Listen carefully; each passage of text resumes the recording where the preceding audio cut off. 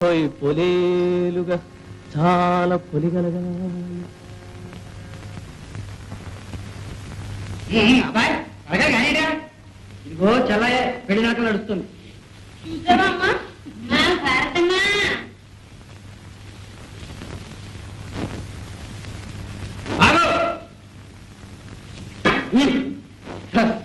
బెదరకొచ్చాడే పోలయా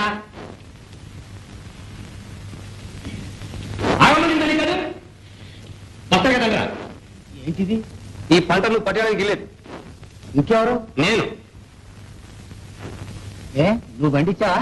ఎవరు పండిస్తే ఇది నాది. అంటే అంతేనా? కర్ణగారు అడుగు. రై పసరు కదండ్రా. ఎందుకయ్యాడు అబ్బాయి? ఈ కుర్ర పెరసరలు మన దగ్గర సాగు అనగా ఇది గవర్నమెంట్ రికార్డు అనుకున్నారా లేకపోతే తాకలి పద్దు అనుకున్నారా? లెక్క దాకలా. ఏ లెక్క దాఖలైనా ఏ తెల్ల కాలం కష్టపడి పండించుకున్నా ఇప్పుడు పేసి పెడతారా? న్యాయమేనా? న్యాయమో జీవో నేను చెప్పవలసింది చెప్పాను. మీకు అంతగా నచ్చకపోతే పెద్ద మనిషి సాగరయ్య గారు ఉన్నారు, ఆయన దగ్గర కొంచెం పరిష్కారం చేసుకోండి. ఎరా పొలయా అలా అన్నారు. బాగుంది, పదండి. ఏమంటారు?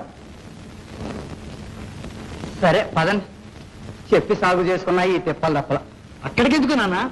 పిల్లితో కోర్టు ఇచ్చినట్టు. ఎక్కడికి వెళ్తే ఎరా? సాగరయ్య గారు మాత్రం మనం చేసుకున్న భూమిని కాదంటారా? ఇంత అన్నాయమా?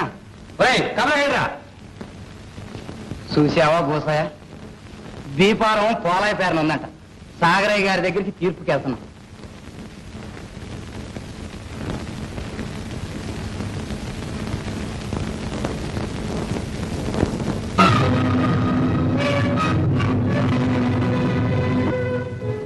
ఇంటిలో పది రెక్కలు ముక్కలు చేసుకుని వీడు పొడు బాగు చేసి మేము పండించుకోవటం ఏంటి? గద్దదన్నం పోయినట్టు పంటెత్తు పోవటానికి మీరు రావటం ఏంటి? ఇదేనా న్యాయం? తొందరపడకు కోటయ్య. అది కాదు సాగరయ్య గారు, నీకు తెలుసుగా ఆ తుమ్మల బంజర్లో 4 ఎకరాల చెక్క సాగు చేసుకుంటున్నానని. దానికి నన్నేదేమిటావు? అనగా ఆ బందరికి బీఫారం పోలాయి పేరు ఉంది. పోలాయి పేర్లు ఎందుకు ఉండాలి అంట? నీతో మొదటి చెప్పే కదా సాగు చేస్తున్నావు. మళ్ళీ ఆ మాట అంటాడు. ఎప్పుడో ఒక అడిగి మెదలకుండా ఊరుకుంటా నీకు అక్కర్లేదేమని పోలాయి అడిగితే వాడి పేరు రాసి పంపించేశాను. పంపించేశారు అంతేనా? ఇక మేము కోటయ్య, నీకు తెలిసిన గోళా కాదు, తెలియని గోళా కాదు. బంజరు కావాలన్న వాడు బీఫారం రాయించుకోవద్దు. ఇప్పుడు చూడు, ఎక్కదాకలా వాడి పేర ఉంది, నువ్వు సాగు చేసుకున్నావు. పాపం పిల్లలు గలవాడి అంత నీకు కాదనడం న్యాయం కాదు. ఆ మాట చెప్పండి. చూడు కోటయ్య, అయింది ఏదో అయింది. ఎకరానికి 3 బస్తాలు చొప్పున పోలాయికి ఇచ్చాయి. నేను ఒప్పుకోను. ఎకరానికి 3 బస్తాలు మీరు అట్ట అంటారా? నీ మంచి కోసమే చెప్పాను. పేచీలకు దిగితే అందులో నీకు ఒక గింజ కూడా దక్కదు. అది ఆలోచించుకో. లెక్క దాఖలా హక్కుదారు పోలయ్యే అనగా ఈ ఫసలికి సర్కారు పెనాల్టీ వాడే కట్టాలి. వీడి కట్టకపోతే వాడు కట్టరేటి? ఆ పెనాల్టీ ఏదో నేనే కట్టుకోపోయానా? అదిగో ఆ మరత పేచీలే వద్దన్నాను.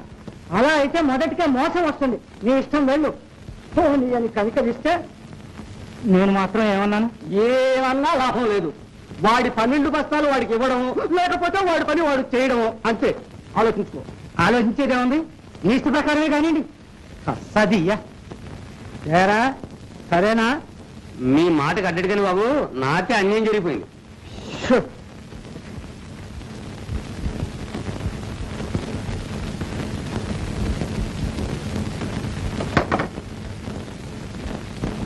కోటయ్య అయ్యా, చూడు, నీ పాత కవులు బాకి 16 బస్తాలుంది, పంపించాయి.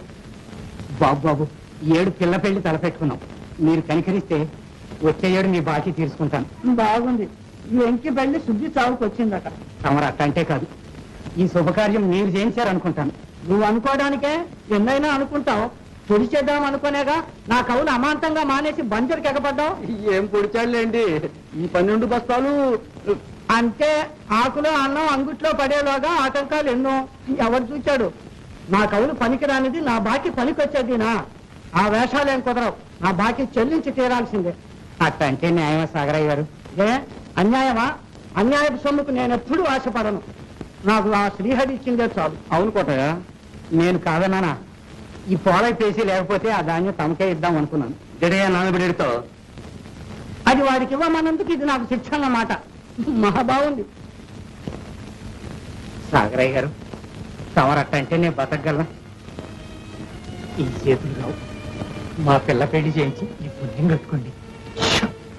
పోనీలేండి, ఏదో ప్రాధాయపడుతున్నాడు, ఈ ఏటికి సగం ఇచ్చుకుంటాడులేండి. సగమా? మంచి తీర్పే. కటాక్షించండి బాబు.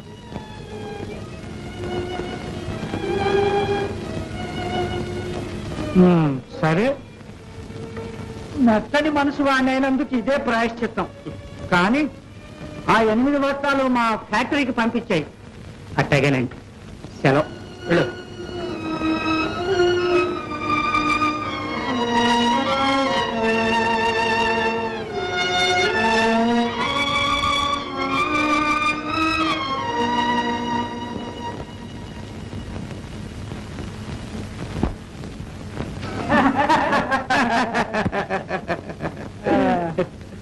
చూసావా సాంబయ్య, వీళ్ళ బంజర్ సాగు ఏం చేశామో ఇప్పుడు తెలిసిందా? పంట పండేదాకా ఎందుకు ఊరుకోమన్నాను?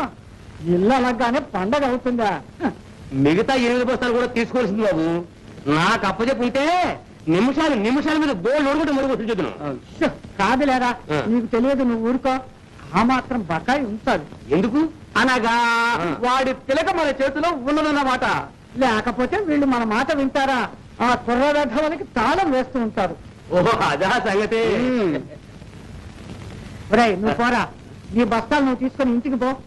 మళ్ళీ సంవత్సరం దాకా నన్ను అడగకూడదు, తెలుసా? సంవత్సరం ఉంది బాబు, మళ్ళీ అయిపోయిందా కరెక్ట్గా? అది పెట్టి కొట్టబట్టి రే పోలే, అందులో 6 బస్తాలు మన ఇంటికి పంపించు. నేనే ఆకులు లాగుతుంటే నా మూతు నువ్వు లాగుతావుటయ్యా. అబ్బా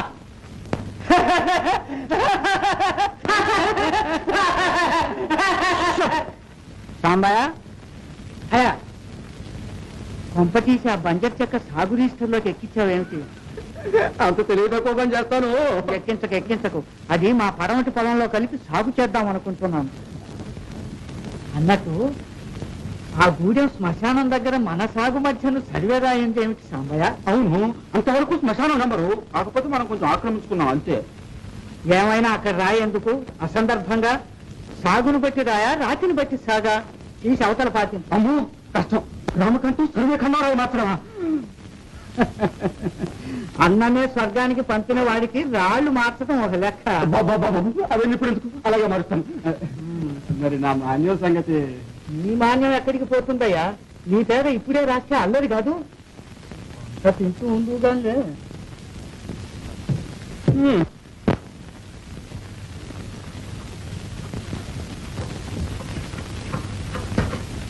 అంగట్లో తడేమి అని ఈ సాగరయ్య బాకీ కూడా ఇప్పుడే సాగరయ్య గారు అను. అదేలే, ఆయన బాకీ కూడా ఇప్పుడే ఇయ్యాలా అని.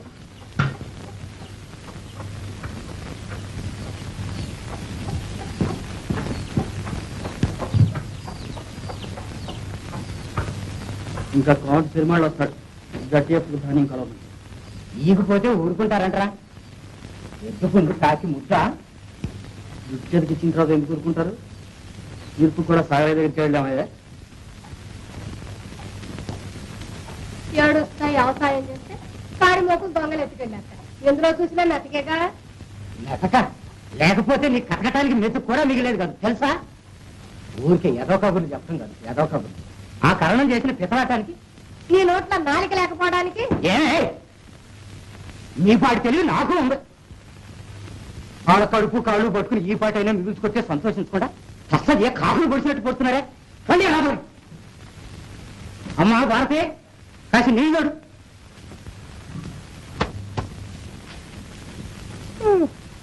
ఈయన కాచి నక్కల పాలు చేసినట్టు అయింది.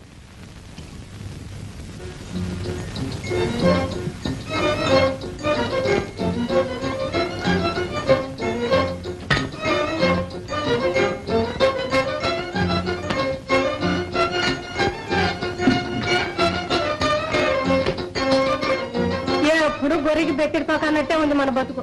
బక్క రైతు బతికింతేనే. మరి రేపు శుక్రవారం వెంకటాద్రి పిల్లని చుట్టానికి వస్తాడు కాబోలు. అదే ఆలోచిస్తున్నా. తస్సదియే నువ్వు ఒకటి చేస్తావా? వెంకటాద్రి దగ్గరికి ఎల్లు అంటూనేవుగా. ఇట్లా అవుద్దని నేను మాత్రం అనుకున్నానా? ఈ పంటలోనైనా 4 గింజలు మిగిలితే దీని పెళ్లి పెద్ద తీరిపోద్ది అనుకున్నాను. ఏం తీరటం, ఈ ఏటి ఇంకా పిల్ల పెళ్లి చేయలేమే. అయితే వాళ్ళు మన కోసం ఆగుతారా? ఆ అబ్బాయికి పిల్లనివ్వడానికి ఎంతో మంది ఎగబడుతున్నారంట. ఎగబడకే మంచి సంబంధం, పిల్లలు కూడా బుద్ధిమంతుడు. అంతే అన్నావు. వేణంటే ప్రాణం పెడతాడు. భారత్ కూడా గోపాలం అంటే ఇష్టమే. ఇష్టమే గాని డబ్బు లేదే మనం ఇప్పుడు ఏం చేయగలమే. కానీ ఇట్లాంటి మంచి సంబంధం అనుకున్నప్పుడల్లా వస్తుందా? తల తాకట్టు పెట్టయినా సరే దీన్ని పోకుండా చూసుకోవాలి. సరేలే, ఏదో ఒకటి చేద్దాం. ఏదో ఒకటి కాదు, ఇదే చెయ్యాలి. అయ్యా